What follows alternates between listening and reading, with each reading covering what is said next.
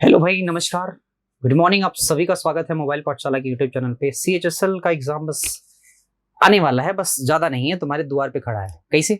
वैसा है कि एमटीएस के पेपर एंड हो रहे हैं। एमटीएस के पेपर जैसे ही एंड हो जाएंगे आपका सीधे सीधे आ जाएगा सीएचएसएल मेंस, जिसका आपको बहुत बेसब्री से इंतजार है। आप सभी लोग ये बात जानते हो कि पेपर थोड़ा सा हल्का बनाकर उसने मेरिट को अप कर दिया था। ठीक वैसा ही चीज होगा, पेपर को थोड़ा सा हल्का बनाएगा, और अगर आपकी मिस्टेक अगर थोड़ी सी भी कहीं हो जाती है, थोड़ा थोड़ा मिस्टेक अगर हुआ, तो भी आपका सिलेक्शन ना होने के चांसेस है।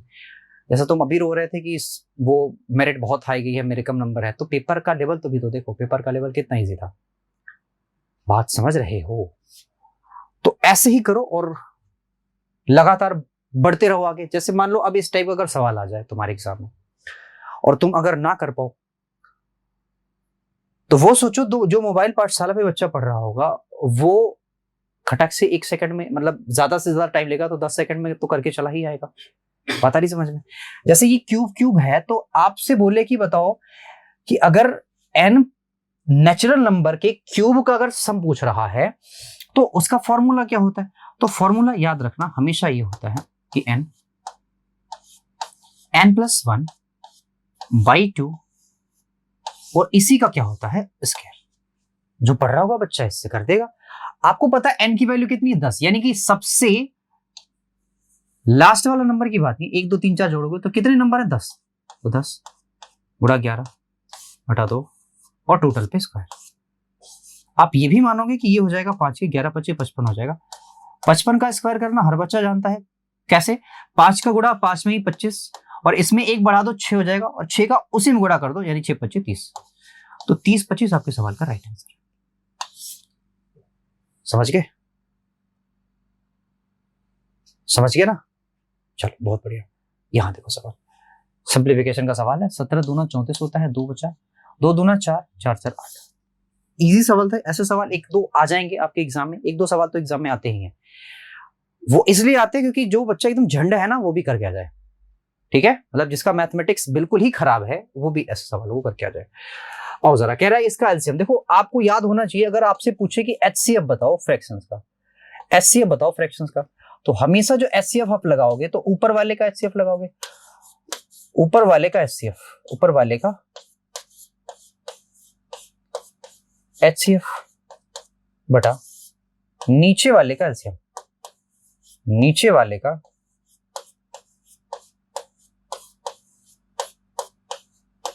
एलसीएम। ऐसे ही लगा सकते हो क्या आप? लेकिन आपसे पूछा है एलसीएम, तो एलसीएम में ठीक उल्टा हो जाता है। एलसीएम में ठीक उल्टा, यानी कि नीचे वाले का एचसीएफ, ऊपर वाले का एलसीएम। तो ऊपर वाले का एलसीएम लोगे, बहुत अच्छा आएगा, आप जानते हो। पहले नीचे वाले का एचसीएफ ले लो, ये 1 आ गया। एचसीएफ क्या होता है कि इन दोनों में कोई भी चीज कॉमन हो, कोई कॉमन है ही नहीं। अब जरा देखो, इसमें 2 है तो 2 इसमें चला गया, 9 इसमें बचा, उसका कोई मतलब नहीं है क्योंकि कॉमन नहीं आएगा। 9 तो ऑलरेडी उठा के रखा जाएगा, यानी कि 9 गुणा 20, 9 दूना 18, 120 आपके सवाल का, 180 आपके सवाल का उत्तर है। मैंने कोई मतलब नहीं, मैंने इसलिए बोला है क्योंकि 9 से कुछ कॉमन नहीं जा सकता है, 9 को उठा के रखना पड़ेगा। नेक्स्ट, बहुत प्यारा सवाल है, बहुत प्यारा। जिसको अभी भी 11 का डिविजिबिलिटी रूल नहीं आता वो सीख ले एक बार। अच्छा, जिसको पुराना वाला डिविजिबिलिटी रूल जिसके दिमाग में चल रहा है वो भी सीख लिया, ठीक है ना? कैसे करना होता है हमें देखना जरा ध्यान से। आप किसी एक को फिक्स कर लो, दूसरे वाले में से घटा लो, किसी एक को फिक्स कर लो, दूसरे वाले में से घटा लो। तो इस वाले में से इसको अगर घटाया तो आया -1, बताइए समझ में। और इस वाले को इसमें से घटाया तो आया P-7।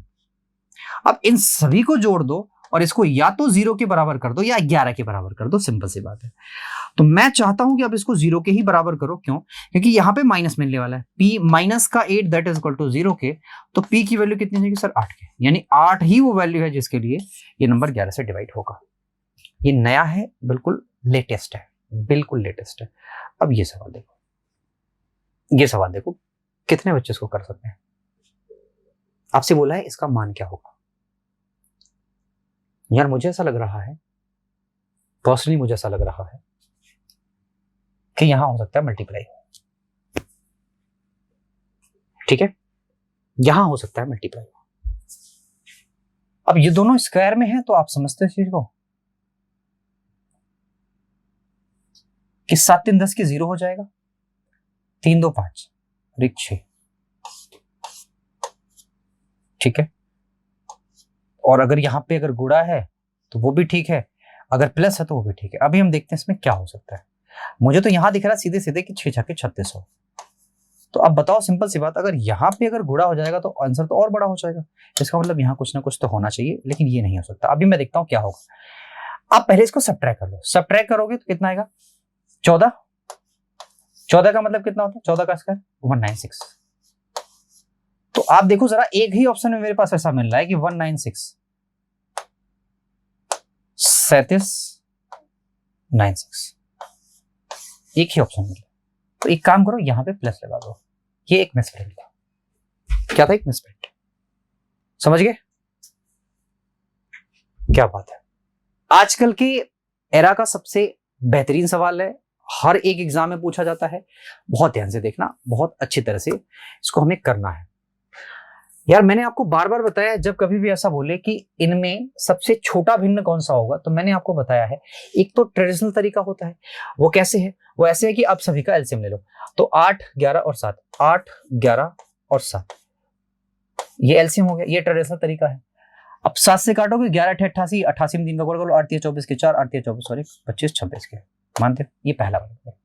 11 से काटोगे 7 बटे 56, 56 का मतलब 4 6 24 के 4, 2 हो गया, और 4 5 20, 20 2 22 के, तीसरा वाला। 8 से कट गया यानी 77 हुआ, 77 का मतलब 5 5 7 35 के 5, 5 7 35 और 38। अब इनमें से जो सबसे तुम्हें छोटा दिख रहा है वही तुम्हारा रियल में नंबर है। तो हमारे पास जो उत्तर मिला वो 4/11 का मिला। पहली बात तो ये है, 4/11 का मिला। दूसरा, मैंने कहा था आपसे बार बार कि यहाँ 3/7 है, यहाँ 4/11 है, यहाँ 5/8 है।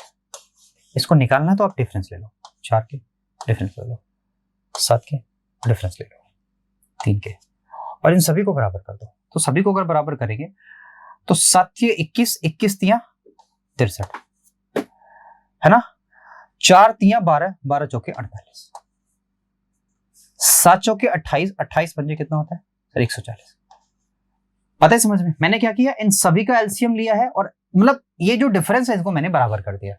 और बराबर मैंने कैसे किया? जैसे मैंने इसमें किया है 21 का गुणा करके, और मैंने इसमें किया है इन दोनों यानी कि 3 चौके 12 का गुणा करके, और इसमें मैंने 28 का गुणा करके।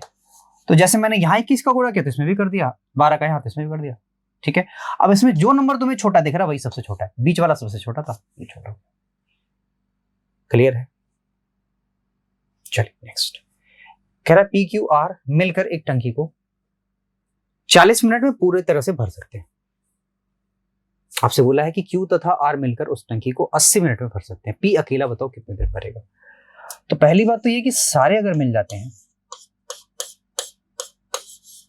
तो टंकी 40 मिनट में भरती है, और खाली अगर क्यू प्लस आर है तो टंकी 80 मिनट में भरती है, ठीक है। 40 दूना 80 और 1 कम 80। अगर क्यू आर की क्षमता अगर 1 है तो यहां मैं बोल सकता हूं कि पी की अकेले की क्षमता 1 होगी। क्यों? क्योंकि 1 और 1 तभी तो मिलकर 2 बनाएंगे। यानी 80 काम को एक क्षमता के हिसाब से अगर किया जाएगा तो 80 ही भाई सब मिनट लगेंगे। बताइए समझ में? 80 ही मिनट लगेंगे, 80 ही मिनट लगेंगे। और ठीक है भाई, क्लियर है? क्लियर है क्या? चलिए अब इसको आप करिए, थोड़ा सा समय लीजिए, करिए इसको। एक बार मैं सवाल पढ़ देता हूँ। कह रहा है कि x, यहां पे थोड़ा सा एक मिस्टेक है, x तथा y एक टंकी को 36 घंटे में भर सकते हैं, YZ 48 घंटे में, ZX 72 घंटे। मैंने आपसे बार बार बताया कि जब ऐसे दो लोग कंबाइन काम कर रहे हो और एक इसमें भी हो, इन दोनों में भी मतलब दोनों एक ही बंदे हो और अलग अलग शेयरिंग करके काम कर रहे हो। जैसे देखो ये दोनों एक में शेयर कर रहे हैं, ये दोनों एक में शेयर कर रहे हैं। मेरी बात आई समझ में? ठीक है, चलो जी। ऐसे में करना ये होता है आपको, या तो काम को 2 गुना करो या क्षमता को आधा करो।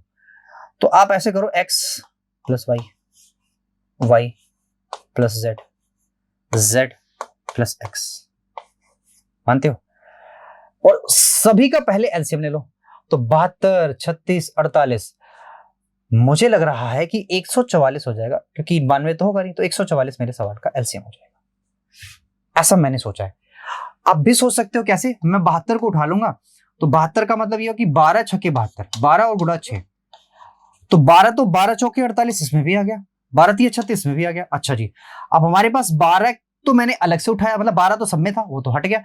अब बताओ यहाँ पे 6, यहाँ पे 3, यहाँ पे 4, मतलब ये है कि 3 तो इसमें आ जाएगा, इसका 2 भी इसमें आ जाएगा, लेकिन 1 2 और बचेगा, और यही फालतू है। तो इसका मतलब ये कि 72 गुणा आप 2 करोगे तो हो जाएगा 144, आपके सवाल का एलसीएम।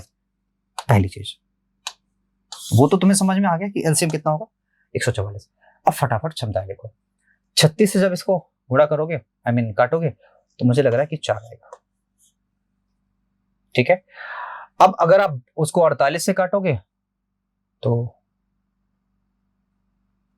कितना आएगा दोस्त, 3 है ना, 3 आएगा। और जब 72 से काटोगे तो तुम्हें दिख रहा है सीधे 2 आएगा। मैंने बोला था इनको जोड़, 3 2 5 4 9, तो मैंने बोला था अगर ये बोले कि कितने समय पूरी टंकी भर जाएगी अगर तीनों को एक साथ खोला जाता है, ठीक है ना, तो मैंने बताया था या तो आप क्षमता को आधा कर देना या काम को दोगुना कर देना। यहाँ 9, तो 9 से काटो, 9 3 27, 9 2 18, कुल मिला के 32 घंटे लगेंगे काम होने में। आसान था कि नहीं, थोड़ा सा एलसीएम और वो थोड़ा सा टफ था, बाकी सब तो आसान ही है। नेक्स्ट अगला सवाल करिए, मतलब इसको ऐसा सोचिए कि मतलब आप कर सकते हैं, ठीक है, और ऐसा अगर विचार मन में आता है कि कर सकते हैं तो होगा जरूर, लेकिन अगर विचार पहले से ही नहीं है, अरे हम तो मैथ्स के बैकग्राउंड के नहीं, हमें कहां से आएगा, तब तो डेफिनेटली तुमसे नहीं हो सकता। देखना चलो ध्यान से, एक समबाहु त्रिभुज की भुजा वर्ग के विकर्ण के बराबर है, भुजा कह रहा है वर्ग के विकर्ण के बराबर है, ठीक है, अगर वर्ग का भुजा ही है, तो अगर वर्ग का भुजा ही है तो आपको पता है कि विकर्ण होता है ये, बताइए समझ, ये वर्ग का विकर्ण होता है। अगर भुजा ये है वर्ग का तो विकर्ण सिर्फ √2 लग जाता है, बस इतना ही होता है। समबाहु त्रिभुज का क्षेत्रफल चाहिए, तो क्षेत्रफल का फॉर्मूला होता है, त्रिभुज के क्षेत्रफल का फॉर्मूला होता है √3/4 इसका स्क्वायर होता है। तो स्क्वायर लिखो, यहां पर 2 बार लिख दो, क्या ही दिक्कत है। अब ये तो हो गया 2, आप समझते हो, यहां से कट गया 2 आ गया, 2 छक्के 12 और 12 छक्के होता है 72, √3 वैसे ही वैसा पड़ा रह जाएगा, सवाल का उत्तर सी हो जाएगा। मानते हो ना, ठीक है, यहां देखो यहाँ 30% की छूट देने के बाद 7.14 की हानि होती है, 7.14 की हानि, या 7.14 को मैं आपको बता दूं कि इसको आप लिख सकते हो 1/14 की, किसके 1/14 की, ये इसको फ्रैक्शन में ये लिख सकते हो, क्लियर है। अब भाई ठीक है, ठीक है ना, बहुत बढ़िया। 35% की छूट देने के बाद इतने की हानि होती है, यदि केवल 20% की छूट दी जाए तो लाभ कितना होगा, ठीक है। देखो भाई ध्यान से समझना, इसका मतलब होता है सर 7/20, तो आप एक काम करो, एमपी सीपी और एसपी फटाफट क्या निकाल लो, इसके अनुपात निकाल दो, पहले एसपी यहां कर दो, सीपी यहां, बताइए समझ में। तो ये आपका हो गया एमपी यानी कि 20, 7 छूट दे रहा है, इसका मतलब ये है कि 13 पे ही बेच रहा है। हानि का मतलब वो रहा, आप जरा देखना, 14 अगर आपका सीपी हो जाता है तो 1 की हानि के साथ 13। चलो भैया ये कहानी तो सेट हो गई, मुझे बहुत ज्यादा एफर्ट नहीं मारना पड़ा कि ये भी 14 पे ही सेट हो गया। अब आपसे ये बोला जा रहा है, यहाँ पे अगर 0 लगा लो, या छोड़ दो यार, 0 क्यों में लगाओगे, जाने तो। कह रहा है कि यदि केवल 20% छूट दिया जाता, मतलब अगर इस पे सिर्फ 20% का छूट दिया जाता, 20% का मतलब होता है 1/5, 5 चौका 20, 4 का छूट, यानी कि अगर 16 पे वस्तु को बेचा जाता तो क्रय मूल्य तो इतना है, 16 पे बेचा जा रहा है तो 2 का क्या आ जाता, प्रॉफिट आ जाता, किस पे आ जाता भाई, 14 पे गुणा 100। आप हर बच्चा जानता है 1/7, और 1/7 को हम क्या लिखते हैं सर, 14 सही 14.28 लिखो, या 14 सही 2/7 लिखो, दोनों बातें एक ही है, मतलब ये चीज, ठीक है। एक वस्तु का अंकित मूल्य है 5,000 रुपया, उसको 20% छूट पर खरीदता है, 200 की मरम्मत पे लगवाता है 15% का लाभ कमाने के लिए, भाई साहब बताओ विक्रय मूल्य क्या होगा। एक तो छूट रहेगा अगर 20%, तो 5 दूना 10 यानी 1000 की छूट, तो 4000 पे ही वस्तु को खरीद लेगा, और प्लस 200 का मरम्मत पे खर्च रहा है, तो 4200 कुल का क्या पड़ेगा, कॉस्ट पड़ेगा। और कह रहा है इसी पे 15% का उसको प्रॉफिट चाहिए। तो आप जानते हो इस चीज को, है ना, गुड़ा 115। यार 115 को तुम चाहो किसी और चीज में चेंज भी कर सकते हो, यहाँ आ जाएगा 3/20 के, तो आप 100% ये बोल सकते हो कि ये 23 हो जाएगा और बटा 20 हो जाएगा, तो 0 से 0 गया, यहां आ जाएगा 21 के। ठीक है भाई, 21 दहाई में या दोगुना कर दो तो हो जाएगा इतना, दोगुना करने पे, मतलब मैं कह रहा हूं पहले 20 का गुणा कर लो इसमें, तो हो जाएगा इतना। ठीक है, और फिर 3 बार और, तो 21 दिया 63 के, 3 6 2 8 4, तो 6 8 6 कहाँ भाई, 4 8 3, 1 0 और था, उसको लगा दो। ठीक है भाई, मतलब इस सवाल का उत्तर कितना रह गया, 15% का लाभ कमाने के लिए हमें वस्तु को उतने बेचना पड़ेगा। ठीक है, नेक्स्ट कह रहा है एक वस्तु को 2 बराबर भागों में इस प्रकार विभाजित किया जाता है कि पहले का 7वां हिस्सा दूसरे का 5वां हिस्सा का अनुपात ये रहा, पहले का 7वां दूसरे का 5वां हिस्सा, पहले का 5वां दूसरे का 7वां। ठीक है, उसका अनुपात आपको दिया हुआ है। ठीक है भाई, दूसरे भाग का आपको मान बताना।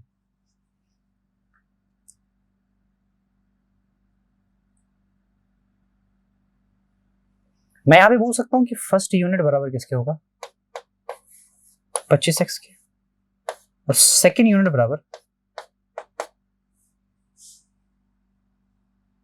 ये तो कुछ ज्यादा ही हो जाएगा,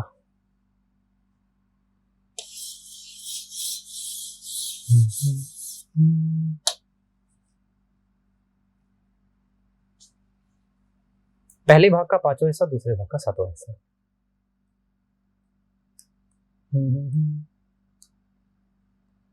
दूसरा भाग क्या होगा यार, कर तो मैं वैसे भी सकता हूं, पहले भाग का 7वां हिस्सा है, ठीक है, और दूसरे भाग का 5वां हिस्सा, 5 और 17 के, ऐसे कुछ करके, तो फर्स्ट बराबर हो जाएगा 7 35, ठीक है, सेकंड बराबर हो जाएगा 17 25 85 के, बहुत बढ़िया। तो पहला 35 और दूसरा 85, यार सीधा साधा दिख रहा है, कोई दिक्कत थोड़ी था, दूसरा वाला कितना है 85, मतलब आ ही गया आंसर, क्या ही दिक्कत है। ठीक, नेक्स्ट, दो संख्याओं का अनुपात क्या है, ये रहा। कह रहा है कि दोनों संख्याओं में से 15 घटाया जाता है, अनुपात ये हो जाता है। पहले तो ये था, फिर अनुपात ये हो गया। कह रहा दोनों के दोनों में से 15 घटा लिया गया, दोनों से घटाया जा रहा, समान चीजें घटाई जा रही है। क्या देखो इन दोनों का डिफरेंस समान समान आ रहा है, क्योंकि सवाल ने तो बोला है समान तो आना चाहिए। तो यहाँ 4, यहाँ पे आ रहा है 3, समान नहीं है सर, समान नहीं है तो समान करो भाई, कैसे करें, 1 कैसे करें, 2 का गुणा इन दोनों में, 1 का इन दोनों, यानी यहाँ 5 और 7 ही रह गया, लेकिन यहाँ हो गया 4 और 6 के। अब देखना जरा कि 1 यूनिट आ रहा है अंतर, और ये कह रहा है 15 के बराबर। 1 बराबर 15 के, सवाल क्या पूछा जा रहा है, दोनों संख्याओं का योग बताओ, यानी कि 7 5 12, 12 गुणे 15 180 ही आता है, यानी 1 यूनिट बराबर इतने के, तो 12 यूनिट बराबर 12 गुणे 15 के, और ये आता है 180 के बराबर। ठीक है क्या, ठीक है ना। 15 क्रमागत संख्याओं का औसत 18 है, यदि सभी संख्याओं को 2 से विभाजित किया जाए तो नया औसत क्या होगा। भाई जब कभी भी ऐसा सवाल हो, मैंने बार बार बताया है कि अगर सभी संख्याओं को 2 से, मतलब जितने से भी डिवाइड किया जाता है, औसत को भी उतने से डिवाइड कर दो। जोड़ा जा रहा है, औसत को भी उतने से जोड़ दो। घटाया जा रहा है, औसत में उतना घटा दो। मेरी बात है समझ में। तो हर नंबर को अगर 2 से विभाजित किया जाता है तो औसत को भी 2 से विभाजित कर दो, तो 9 आपके सवाल का राइट आंसर आ जाएगा, क्योंकि 18 को अगर 2 से डिवाइड करोगे तो 9 ही आएगा। ठीक है, अगला, ये सिर्फ ट्रिकी सवाल था, इसमें कुछ करना नहीं था। 7500 रुपए में खरीदा जाता है एक वस्तु को, और कह रहा है कि 93 75 में बेच दिया जाता है, तो प्रॉफिट बताओ। यार यहां से देखो 500, और यहां देखना जरा 1375। तो 13 और 5 कितना होता है 1875। इतने का है प्रॉफिट गुणा 100। यही तो होता है बच्चा। 25 से कट जाएगा, 25 दिया 75, 25 छक्का 150, 25 सते, यहाँ हो गया 125। तो 25 पंजे 125, 5 से काटोगे ना 3 से काटोगे तो 25 आपके सवाल का राइट आंसर है। ठीक है, यहाँ कह रहा है एक वस्तु को 25% की हानि पर 84 रुपये में बेचा जाता है, वस्तु का क्रय मूल्य बताओ। यार ये इजी है, इधर तो इजी ही सवाल है, 8400 रुपये है, ठीक है, और ये हानि पर बेचा जा रहा है। सिंपल सी बात है, अगर ये हानि है तो इसका फ्रैक्शन बनाओगे 1/4 आएगा। 4 की चीज को हमने 3 पर बेच दिया, तो अब हमें लाना है 4।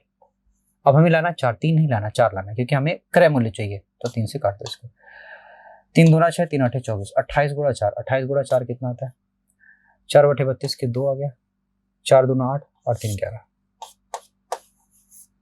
मानते हो? नेक्स्ट, बढ़िया सवाल, अच्छा सवाल है, कर लो आप। देखो जरा, आप जानते हो कि परसेंटेज या नहीं भी करोगे तो भी अच्छा है। 20% का मतलब 1/5, 1/5 का मतलब 24 प्लस 1/4 12, 1/25 1, तो 12 और 24 कितना था 36। मैंने कहा ना नहीं करोगे तो भी और अच्छा है। अब जैसे ये वाला सवाल है, ये भी जरा देखना था, 30 कह रहा था, तो परसेंटेज का मतलब 00 गया, 00 गया, 36 दिया कितना होता है 108, यस 00 गया, 00 गया, 11 दूना कितना होता है 22 के, और 4 दूना कितना होता है 8 के, बस ये आ गया 130 के बटा 8 के, 8 एकम 8 हो गया, 5 8 छक्का 48 हो गया, ठीक है, 0.25 ही आएगा और क्या, 5 तो आना नहीं, ठीक है। नेक्स्ट, एक रेलगाड़ी है, कह रहा है कि 72 किलोमीटर पर घंटे गति से चलते हुए एक निश्चित दूरी 6 घंटे में तय कर देती है। यदि वह 8 घंटे में दूरी तय करना चाहते हैं, रेलगाड़ी की स्पीड बताओ। यहां हमें ये देखना है कि टाइम का रेशियो क्या है, टाइम का रेशियो क्या है। तो आप देखना जरा, टाइम का रेशियो पहले 6 घंटे में जाता था, अब 8 घंटे में जाता है, यानी कि 3 और 4 का है। तो स्पीड का जो रेशियो होगा वो जस्ट इसका अपोजिट हो जाएगा। कैसे? 3 और 4 के, मानते हो? पहले वाला 3 रिप्रेजेंट कर रहा 72 को, तो 24 दिया 72, और ये वाला रिप्रेजेंट करेगा 4 गुणा 24 को, है ना, 4 गुणा 24 को। रेलगाड़ी की गति क्या होगी 8 घंटे में ट्रेवल, अरे 4 चौक के 16 के 6 हो गया, और 4 दूना 8 और 1 9, 96। एक बार चेक कर लेना, ये सवाल में मुझे दिक्कत लग रही है, क्योंकि आप देख लो 72 जब यहीं पे अगर ये लगा रहा है 72 किलोमीटर पर घंटे की रफ्तार से, तो 6 घंटा लग रहा है। अगर ज्यादा लगना चाहिए तो ये स्पीड तो बढ़ के ही आएगी। तो एक बार सवाल चेक करना, ऑप्शनों में दिक्कत, ठीक है ना। नेक्स्ट, यहां देखना, शांत जल में नाव की गति 4 किलोमीटर पर घंटा है, धारा की गति 2 किलोमीटर पर घंटा। यदि नाव 8 घंटे में जाकर वापस भी आ जाती है तो आपको चाहिए डिस्टेंस, यही चाहिए ना। ये आपकी है भैया नाव की गति, तो एक बार दोनों को जोड़ दो यानी कि 6 हो जाएगा, और एक बार दोनों को घटा दो यानी कि 2 हो जाएगा, मानते हो। इसके बाद क्या करो, दोनों को जोड़ दो यानी 4 2 6, अरे 6 2 8, 8 घंटे में वापस आ जाती है। तो 6 2 12, डिस्टेंस कितनी है 12 किलोमीटर, डिस्टेंस कितनी है 12 किलोमीटर, ठीक है। अच्छा, ये फॉर्मूला भी समझ लो कैसे होता है ये। जैसे मान लो यहां से गई फिर यहां से वापस आई, ठीक है, तो जाने आने में अगर आपको कैपिटल टी टाइम लगता है, अगर कैपिटल टी टाइम लगता है, जाने वाली दूरी उसकी S1 है, आने वाली दूरी उसकी S2 है, और ये वाली डिस्टेंस क्या उसकी D है, तो फॉर्मूला होता है D बराबर S1 S2 बटा S1 plus S2 into capital T. और मैंने वही किया है। आप सोचोगे ऐसा क्यों नहीं आपने किया, 4 और 2, तो मैंने बोला कि आपको रिलेटिव स्पीड देखनी पड़ेगी, क्योंकि अगर इधर जा रहा है तो धारा की दिशा में, और वापस आ रहा है तो धारा की विपरीत दिशा में। धारा की दिशा में जाएगा तो रिलेटिव स्पीड पॉजिटिव हो जाएगी, यानी कि दोनों जुड़ जाएंगे, और धारा की विपरीत दिशा में माइनस होगा, यानी कि दोनों घट जाएंगे, ठीक है। मुझे उम्मीद है कि सारी बातें आपको बिल्कुल क्रिस्टल क्लियर हो गई होंगी, ठीक है। तो आज इतना ही रखेंगे, मिलते हैं आपसे अगले लेक्चर में। Thank you so much, take care.